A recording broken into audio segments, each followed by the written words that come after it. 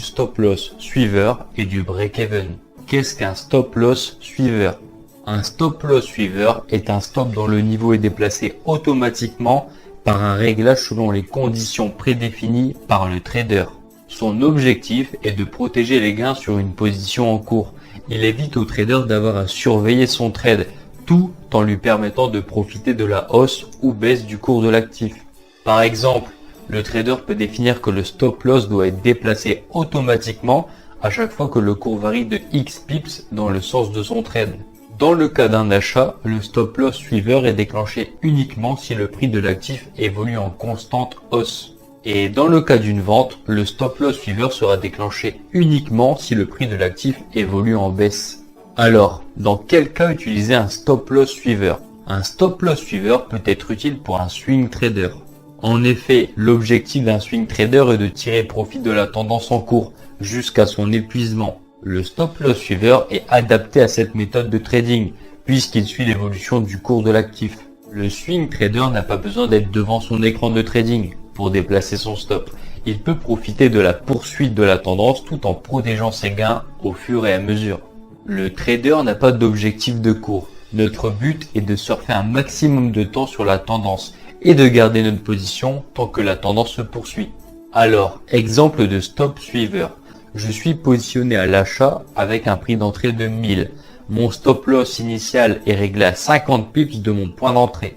Si le cours de mon actif évolue de 100 pips à la hausse, je souhaiterais sécuriser mon trade en cours.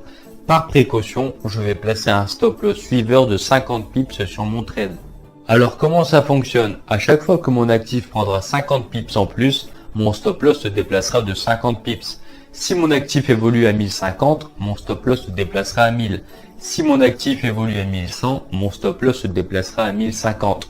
Et si mon actif évolue jusqu'au 1150, alors mon stop loss se déplacera jusqu'au 1100. Et si un brusque retournement de cours intervient, alors votre stop loss sera présent pour vous protéger. Compris? Le stop loss suiveur est une sécurité vraiment intéressante dans une forte tendance, mais le stop loss suiveur a ses limites. Un stop loss suiveur ne s'adapte pas aux différentes évolutions des conditions de marché. Il se contente d'appliquer à la règle le déplacement défini par le trader. Donc cela n'offre aucune souplesse pour s'adapter à la hausse ou baisse de la volatilité de l'actif en cours. Personnellement, si je suis derrière les écrans, je coupe manuellement mes positions. Je n'attends pas que le stop loss soit atteint. En fait, dès que j'identifie un signal de retournement, ou alors que j'estime que mon trade a atteint mon objectif en termes de profit, je coupe ma position sans attendre que mon stop loss soit touché. Mais si je suis inactif, par exemple je suis en voyage ou alors je suis en dehors des écrans, alors là oui, si mon trade a déjà parcouru 80 pips, je place un stop loss suiveur qui lui se déplacera tous les 40 pips franchis.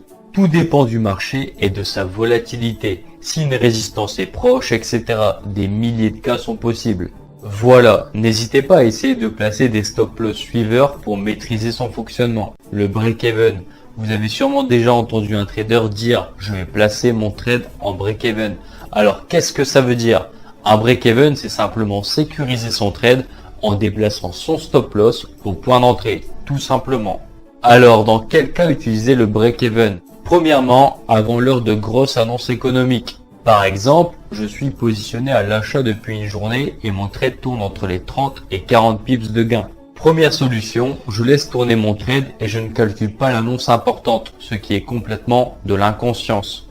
Deuxième solution, je coupe mon trade en gain et je passe à autre chose pour sécuriser mon trade et ne pas perdre d'argent inutilement. Et troisième solution, je place mon stop loss au point d'entrée qui lui, si touché, me fera sortir du trade avec 0 € de profit et 0 € de perte. Cette méthode est très souvent utilisée par les traders.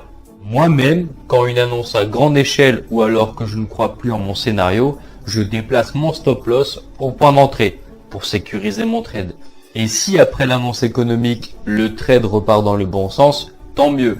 S'il se retourne, je sortirai avec aucune perte. Une des règles les plus importantes est de conserver son capital. Notre stratégie est la sécurité et de maximiser nos probabilités de gain.